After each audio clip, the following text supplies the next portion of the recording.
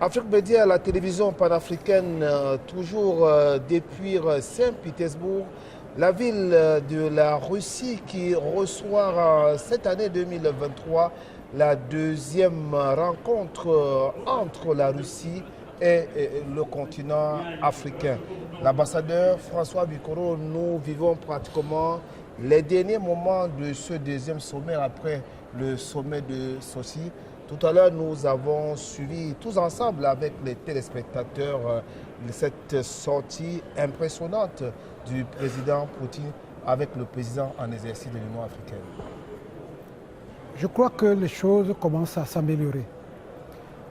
D'abord les engagements, le ton, l'intonation. Quand vous avez vu le président Vladimir Poutine face à la presse internationale, en compagnie du président de l'Union africaine, la première impression que vous avez, c'est que vous sentez qu'un interlocuteur parle à un autre interlocuteur avec respect et considération. C'est important dans les relations que l'Afrique a avec le reste du monde. M. Vladimir Poutine s'est mis en position de plaidoyer. Plaidoyer pour le monde, mais surtout plaidoyer pour la relation saine et durable entre les Africains et la Russie. Et le président en exercice de l'Union africaine, vous avez vu l'intonation avec laquelle il a parlé. Il parlait à un interlocuteur dont il sait qu'il a besoin. C'est qu'il a besoin de l'Afrique et que l'Afrique a besoin de la Russie. Mais pour cela, il a fait un round-up. Le round-up était celui de bien mettre dans la tête des Africains le type de relation qu'entretient la grande Russie, la Russie mère l'Union soviétique, avec l'Afrique, depuis les mouvements indépendantistes jusqu'à la libération de l'Afrique. Pour que les Africains comprennent très bien que nous ne sommes pas des étrangers en terre russe. Il a rappelé à Vladimir Poutine, oui, c'est bon d'avoir besoin de l'Afrique, mais pour avoir besoin de l'Afrique, tous les engagements que vous avez pris, il se pose un réel problème de suivi de ces engagements. Enfin, le président de l'Union africaine parlait au reste du monde en leur disant le problème que nous avons entre les Africains et le reste du monde, c'est qu'il y a de très bonnes intentions au cours des sommets, au cours des forums, au cours des réunions à l'international, mais le suivi pose un réel problème.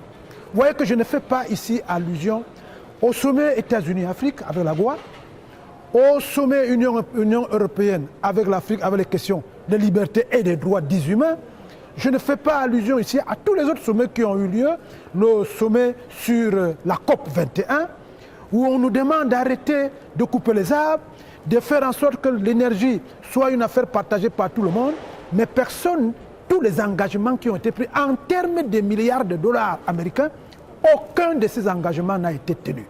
Donc je suis très heureux de constater que l'Union africaine a parlé d'une seule voix, la voix des peuples africains. Maintenant, parlons des engagements de M. Poutine, puisqu'il y a eu un comité de suivi qui a été mis en place. Et Afrique Média et tout l'ensemble des panafricains sont dans ce comité de suivi pour permettre des relations saines et durables entre l'Afrique et l'ensemble des pays dits développés qui veulent coopérer avec nous. La première chose dont Poutine a dit, il faut travailler dans l'éducation. Il faut travailler dans l'éducation parce que c'est dans le subconscient, à travers des formations qui doivent être élargies à toute l'Afrique, parce que pour le moment, étudier en Russie ou alors la Russie, faire des formations dans les autres pays, c'est encore quelque chose de rare. Parce que la Russie, reconnaissons-le, était un pays fermé, tant au plan culturel qu'au plan de la formation. M. Vladimir Poutine a donc pris l'engagement qu'on va s'ouvrir dorénavant à ce que tous les peuples d'Afrique puissent avoir des possibilités soit de se former, soit de s'éduquer. Mais il a bien précisé le type de formation. Et c'est ça qui est important.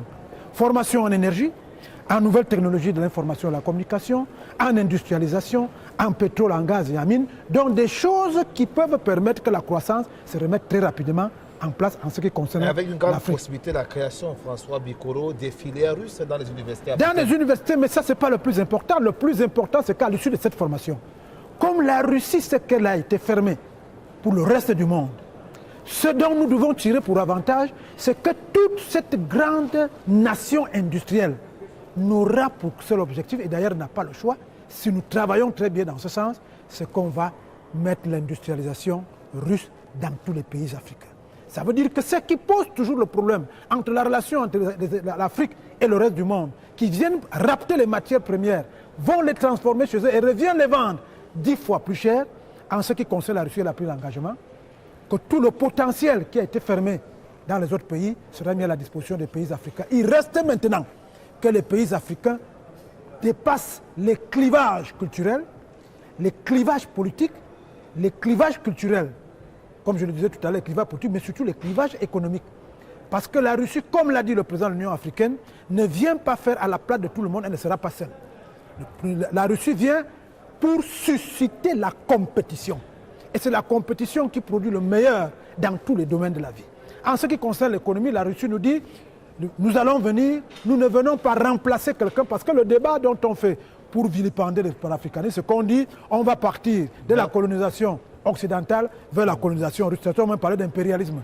Alors le président Vladimir Poutine vous dit, je viens pour susciter la compétition, pour que le meilleur reste en Afrique. Ça veut dire que s'il y a 2 ou 3 personnes qui ont besoin de minerais, je prends le cas du Cameroun ou du Mali, il faudrait qu'on ouvre la compétition et chacun vous dit ce qu'il apporte pour qu'au moins quelque chose reste dans ce pays. Je crois que le plus important aussi, il faut le rappeler, c'est que le sommet ait eu lieu. On ne va pas se le cacher ici, il y a eu comme une pression subliminale sur les leaderships africains afin qu'ils ne viennent pas, tant que la question de l'Ukraine n'est pas encore élaguée. Et la question de l'Ukraine est élaguée selon le prisme occidental, uniquement dans le sens de tourner le dos à la Russie. Donc le seul fait que les 54 pays africains aient été représentés au plus haut sommet, que certains chefs d'État y soient venus, toutes les organisations internationales du système de l'Union africaine et des Nations Unies étaient présentes, je crois que c'est déjà une grande victoire, pas pour la Russie, mais pour le monde.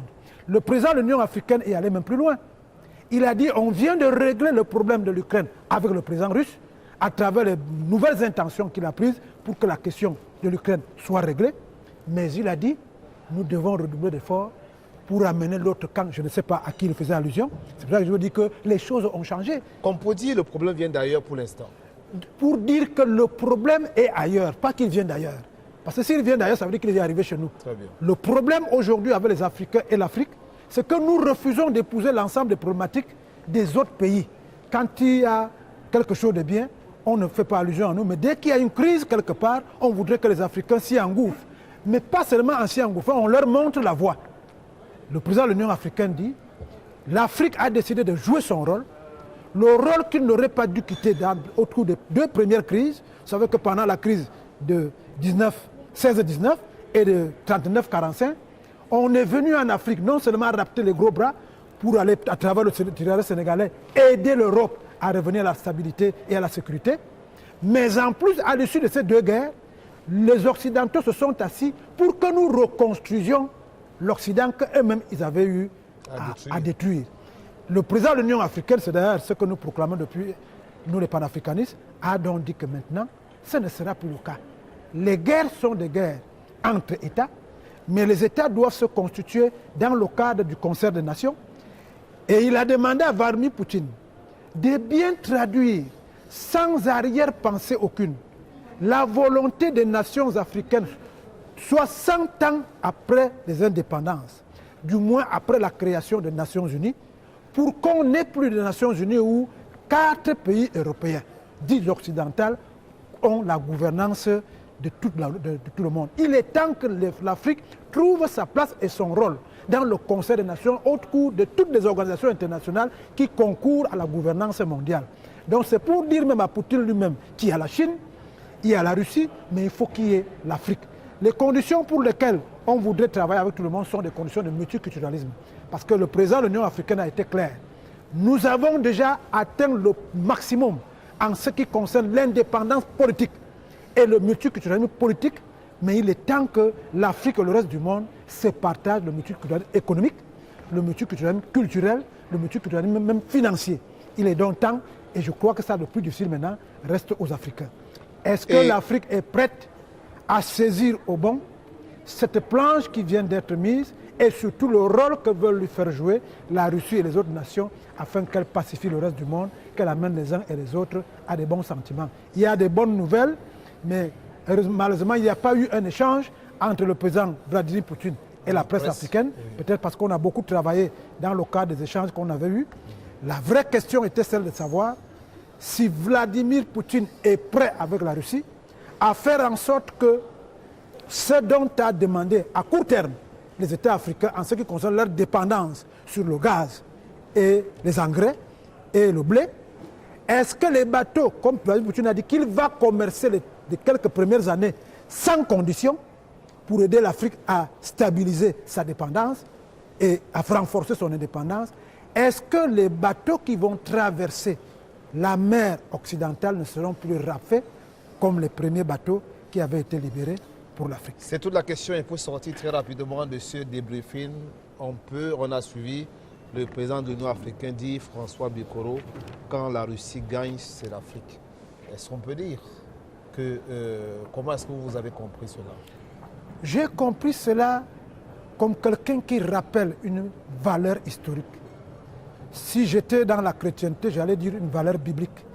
Mais comme il y a beaucoup de gens qui nous amènent chez Dieu, je préfère rester dans la valeur historique. En réalité, il était en train de démontrer que le monde ne peut rien être. Et cela a été démontré. Au sommet de la France avec les États africains, le dernier sommet en date, M. Emmanuel Macron a été clair. Nous ne pouvons pas vivre sans l'Afrique.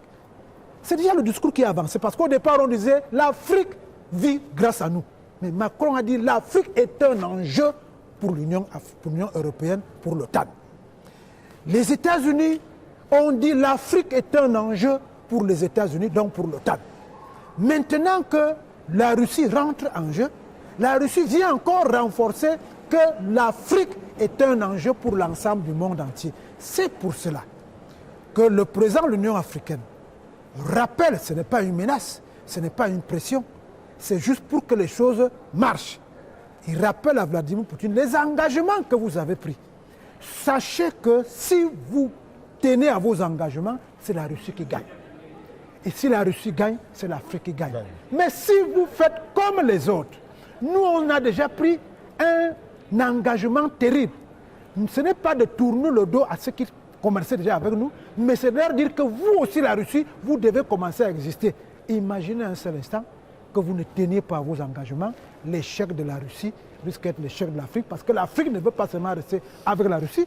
L'Afrique choisit la Russie pour forcer l'adhésion de l'ensemble des autres puissances, qu'elle tient compte du fait qu'il y a les BRICS, il y a les trucs. Mais si vous faites comme les autres ont l'habitude de faire, il y a de fortes chances que ce soit un enjeu qui a été un mauvais enjeu pour l'Afrique. Mais l'Afrique est prête, l'Afrique a les moyens de se faire en attendant que les autres viennent, vivre le multiculturalisme économique, vivre l'avènement de la Russie, mais surtout vivre le courage du peuple africain qui a décidé qu'on ne lui choisira plus les amis parce qu'on risque de lui choisir les ennemis.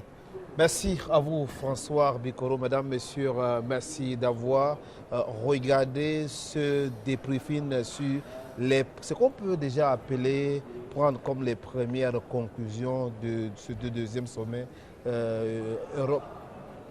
Je vais le prendre. Merci donc à vous, monsieur l'ambassadeur François Bikoro, pour ce débriefing de ce qu'on peut déjà prendre comme les premières conclusions de ce deuxième sommet Russie-Afrique. Madame, Monsieur, merci d'avoir regardé.